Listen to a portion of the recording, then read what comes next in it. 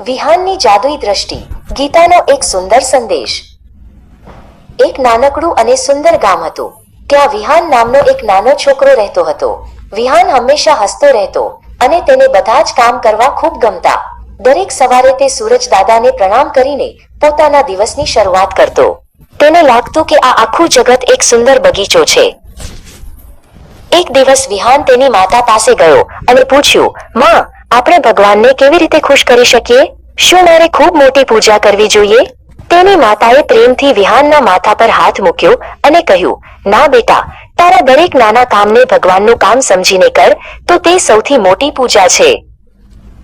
વિહાનને માતાની વાત સમજાઈ ગઈ. તેણે નક્કી કર્યું કે તે હવે જે પણ કરશે તે ભગવાન માટે જ કરશે. તેણે ઘરનું આંગણું સાફ કરવાનું શરૂ કર્યું. તે ખૂબ જ કાળજીથી સફાઈ કરતો હતો, જાણે તે ભગવાનના સ્વાગત માટે રસ્તો તૈયાર કરી રહ્યો હોય. આને જ ગીતામાં મત કર્મકૃત એટલે કે ભગવાન માટે કર્મ કરવું કહેવાય છે. રસ્તામાં વિહાનને સોમકાકા મળ્યા. સોમકાકા થોડા ગુસ્સામાં હતા કારણ કે તેમની ફળોની ટોપલી નીચે પડી ગઈ હતી. બધા ફળો રસ્તા પર વિખરાઈ ગયા હતા. વિહાન દોડીને તેમની પાસે ગયો.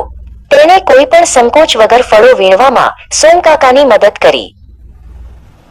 સોમકાકાએ ખુશ થઈને વિહાનને એક મોટું સફરજન આપ્યું.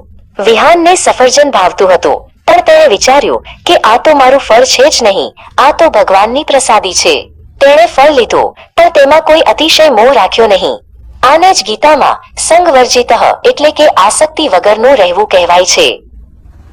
આગળ ચાલતા વિહાનને એક નાનો કૂતરો મળ્યો જેનું નામ મોતી હતું. મોતી ખૂબ ભૂખ્યો હતો. વિહાન પાસે જે રોટલી હતી તે તેણે મોતીને ખવડાવી દીધી. વિહાનને કોઈ પણ પ્રાણી પ્રત્યે દુશ્મનાવટ નહોતી. તે બધામાં ભગવાનને જોતો હતો. ગીતા કહે છે, નિર્વૈરઃ સર્વભૂતેષુ એટલે કે કોઈ પણ જીવ સાથે વેર ન રાખવું. સાંજે વિહાન ભણવા બેઠો. તેને ગણિત થોડું અઘરું લાગતું હતું, પણ તેણે હિંમત ન હારી. તેણે વિચાર્યું, જો હું સારી રીતે ભણીશ તો હું બીજાને મદદ કરી શકીશ. આ મારું કર્તવ્ય છે. તેણે એકાગ્રતાથી પોતાનું લેસન પૂરું કર્યું. તેને ખબર હતી કે મહેનત કરવી એ પણ ભગવાનની સેવા છે. રાત્રે વિહાનના નાનાજી તેની પાસે આવ્યા. તેમણે વિહાનને ભગવદ્ ગીતાનો 11મા અધ્યાયનો 55મો શ્લોક સમજાવ્યો. મત્કર્મ કૃન્મત પરમો મદ્ભક્તઃ સંગવર્જિતઃ. તેમણે કહ્યું, બેટા, આજે તે જે પણ કર્યું માઇનસ સફાઈ, મદદ, પ્રાણી પ્રેમ અને અભ્યાસ માઇનસ તે બધું જ આ શ્લોકનો અર્થ છે.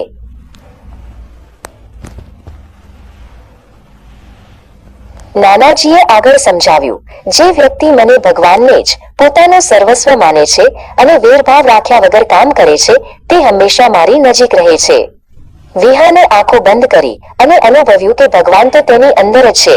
તેને હવે કોઈ વાતનો ડર લાગતો નહોતો.